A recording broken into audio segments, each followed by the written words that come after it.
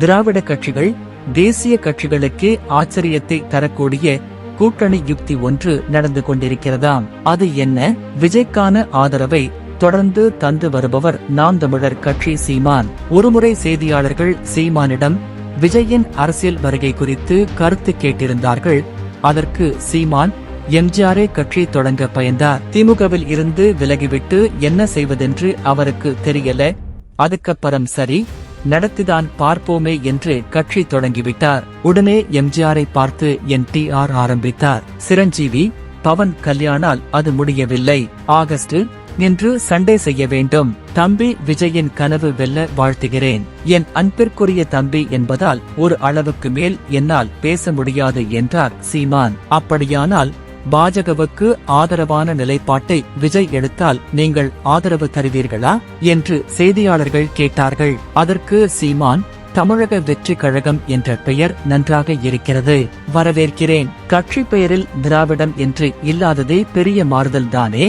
பாஜகவை ஆதரிக்கும் முடிவை விஜய் எடுக்க மாட்டார் என்று பதிலளித்திருந்தார் சீமான். சீமானின் இந்த பதில் அரசியல் களத்தில் அனைவராலுமே கூர்ந்து கவனிக்கப்பட்டது.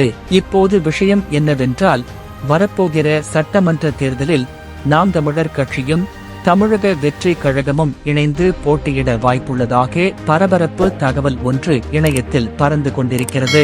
சட்டப்பேரவை தேர்தலில் போட்டியிடப் போவதாக விஜய் ஏற்கனவே அறிவித்திருக்கிறார். ஆனால் களத்தில் நிற்பது பெரும்பாலும் இளைஞர்கள், அதிலும் புதியவர்களாக உள்ளனர். எனவே அனுபவம் வாய்ந்த பலரையும் தன்னுடைய அரசியல் பயணத்துக்கு துணையாக சேர்த்துக் கொள்ளலாம் என்று விஜய் தரப்பில் யோசனை மேற்கொள்ளப்பட்டிருக்கிறதாம். அந்த வகையில் சீமான் போன்ற சீனியர்களை தன்னுடன் வைத்துக் கொண்டால் கட்சிக்கு பலமாக இருக்கும் என்றும் யோசனை தெரிவிக்கப்பட்டு வருகிறதாம். அதுவும் இல்லாமல் சீமானிடம் ஏற்கனவே 8% வாக்குகள் உள்ளன. இதில் விஜயின் புதிய வாக்காளர்கள் இணையும் போது தமிழக அரசியல் களத்தில் மிகப்பெரிய மாற்றத்தை ஏற்படுத்தும் என்றும், இந்த மாற்றம் பாஜக திராவிட கட்சிகளுக்கு மாற்றாக அமையும் என்றும் கணக்கு போடுகிறார்களாம்.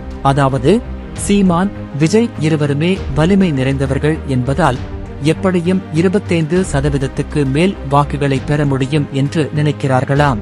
ஆனால் இதற்கெல்லாம் சீமான் ஒப்புக்கொள்வாரா என்று தெரியாது. ஒவ்வொரு முறையும் தேர்தலின் போதும் சீமான் இந்த முறை கூட்டணி வைக்கக்கூடும் என்பார்கள். ஆனால் கடைசி நேரத்தில் சிங்கம் சிங்களாகத்தான் வரும் என்று அறிவித்துவிட்டு போய்விடுவார் சீமான். கடந்த 2019 தேர்தலின் போதும் இப்படித்தான் மக்கள் நீதி மய்யம் கமலுடன் இணைந்து சீமான் தேர்தலை சந்திப்பார் என்றெல்லாம் சலசலப்பு ஓடியது. கமல் மீது சீமான் மிகுந்த மதிப்பு வைத்திருப்பதால் எப்படியும் அவருடன் இணைந்து தேர்தலை சந்திக்க விருப்பம் தெரிவிப்பார் என்றெல்லாம் சொன்னார்கள். ஆனால் வழக்கம் போல் தனித்து போட்டி என்று அறிவித்தார் சீமான். எத்தனை முறை தேர்தலில் போட்டியிட்டு மண்ணை கவ்வினாலும் தனித்து போட்டி என்பதிலேயே இன்று வரை சீமான் உறுதியாக இருப்பதை கவனிக்க முடிகிறது.